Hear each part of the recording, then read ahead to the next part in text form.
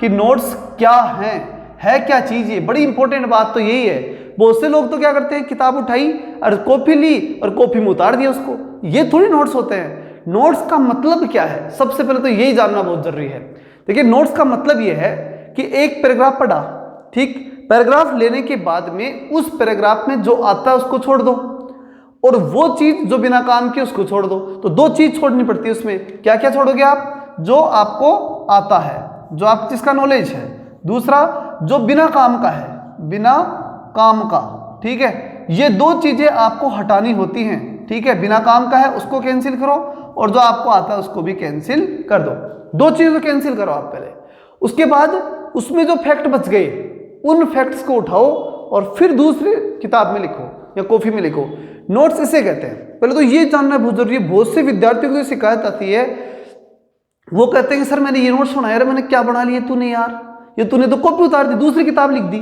तो वो थोड़ी नोट्स होते हैं। नोट्स का मतलब ये है कि बिना काम की चीजें हटाइए, काम की चीजें होनी चाहिए। दूसरी, क्योंकि देखिए कोई जरूरी नहीं है एक पैराग्राफ में, पैराग्राफ को समझाने के लिए बहुत कुछ लिखा जाता है। आपके समझ में आ गया तो फिर क्यों लिखते हैं उसको? समझ में आ गया, उसमें जो फैक्ट है, जो चीज समझी आपने शॉर्ट में, वो लिखो नोट्स में।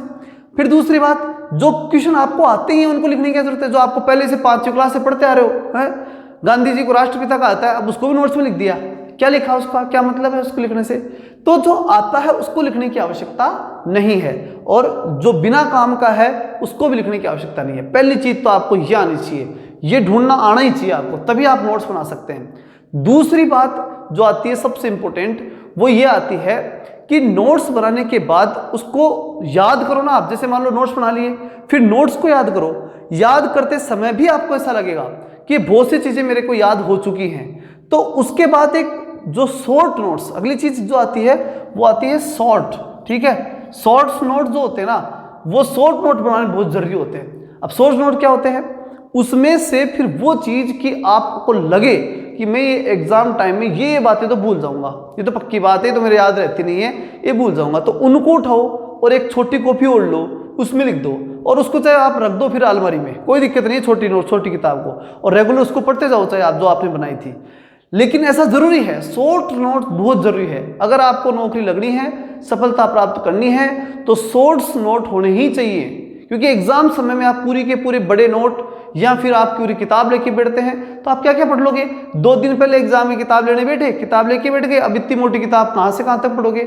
ये भी नहीं आता, वो भी नहीं आता, ऐसे करते करते पढ़ने पलट के ही चले जाते हो, कोई मतलब नहीं है। तो जो चीज आपको लगती है कि ये चीजें मुझे याद नहीं। अच्छा, कई विद्यार्थी क्या करते हैं, किताब के अंदर ही रंगीन कर लेते हैं उसको, सारे सिस्टम को।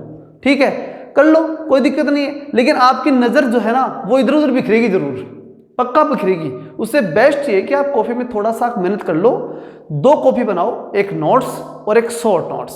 शॉर्ट नोट का मतलब होता है एग्जाम के 1 दिन पहले पढ़ने की किताब इतनी शीक होती है, 1 दिन पहले 10-12 घंटे में पूरी पढ़ दी जाती है, और जो फैक्ट, जो चीज हम भूलते हैं, वो सारी चीजें माइंड में एक बार में चली जाती हैं, और फिर जैसे गए और जाकर के 1 दिन में करके आ गए। ये होता है शॉर्ट नोट। तो 2 चीजें आप कंपल्सरी तैयार कीजिए, नोट्स और शॉर्ट नोट्स। अगर ये दोनों चीजें बनाना आप सीख गए तो नोट्स की और कोई जरूरत नहीं है। और अब सबसे इंपॉर्टेंट चीज जो बताने जा रहा हूं वो ध्यान से सुनना। क्या चीज? कभी भी किसी दूसरे के नोट्स मत लेना, कोई मतलब नहीं है दूसरे के नोट्स लेने से। क्यों भाई? क्योंकि देखो, एक बात बताओ मुझे कि ये ए व्यक्ति है, ठीक है, इस ए व्यक्ति के को साइंस आती है, साइंस का है, ठीक है, और ये जो बी व्यक्ति है, ये व्यक्ति आर्ट्स का है, ठीक है। ये व्यक्ति जो है, ये दोनों यूपीएससी की तैयारी करें मान लीजिए, ठीक, किसी भी कंपटीशन में देख लो, बात सेम ही आनी है। ये मान लो यूपीएससी की तैयारी कर रहे हैं, अब जीके के नोट्स बना रहे हैं, ये दोनों जीके जीएस के नोट्स बना रहे हैं। तो इस व्यक्ति ने जब जीके और जीएस के नोट्स बनाए, तो लिख लो इस बात को कि ये साइंस की वो चीजें जो नॉर्मल से नॉर्मल चीजें हैं उनको छोड़ देगा, क्योंकि इसको तो आते हैं। वही बात मैंने बताया, नोट्स बनाने वाला कैसे बनाता है, तो वो छोड़ देगा। और ये आर्ट्स वाला है ना, ये आर्ट्स के संविधान की ज्यादातर चीजों को, ज्यादा आर्टिकल को छोड़ देगा, क्योंकि पढ़ता है, बार बार याद होगा इसको, तो बहुत सी चीजों को छोड़ देगा। तो इसके नोट्स इसके काम नहीं आने, और इसके नोट्स इसके काम नहीं आने। और उसके अलावा अगर आप कहोगे ठीक है सर, फिर तो मैं तो आर्ट्स के ले लूंगा, और क्या है, आर्ट्स वाले के नोट्स ले लूंगा, नहीं बैठेगा वो भी। क्यों? क्योंकि हर व्यक्ति का दिमाग अलग होता है, किसी को क्या चीज ज्यादा आती है, किसी को क्या चीज ज्यादा आती है। और जिसको जो ज़्यादा चीज़ आती है ना वो उसके नोट्स नहीं लिखेगा, उस पर लापरवाही से नोट्स बनाएगा, क्योंकि उसको मालूम है कि चीज़ मुझे आती है, और वो चीज़ आपको नहीं आती है तो नुकसान हो गया। नोट्स खुद के ही होते हैं, नोट्स किसी दूसरे के नहीं होते। आप कई विद्यार्थियों को कहते सर नोट्स दे दो या दे दो सर आप।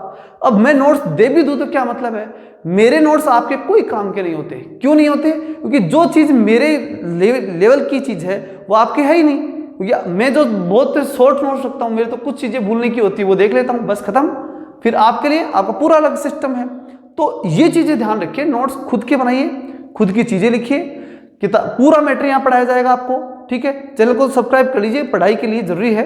अगर आपने चैनल को अभी तक सब्सक्राइब नहीं किया, और बेल आइकन जरूर दबा लीजिएगा। और जब भी हम यहाँ पढ़ाएं पूरा मैटर पढ़ाया जाएगा। ठीक, उस पूरे मैटर को जब पढ़ाया जाता है तो पढ़ने के बाद में उसमें से जब आप नोट्स बनाते हैं, ठीक है, तो आपके हिसाब से बनाइए, हम तो पूरा लिखेंगे, उसमें से आपके काम की चीज लिख लो, बिना काम के आपको लगता है कि मुझे आती है छोड़ दो।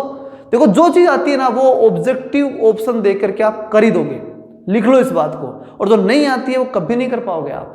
ठीक है, तो दोस्तों ये थी नोट्स के बारे में जानकारी।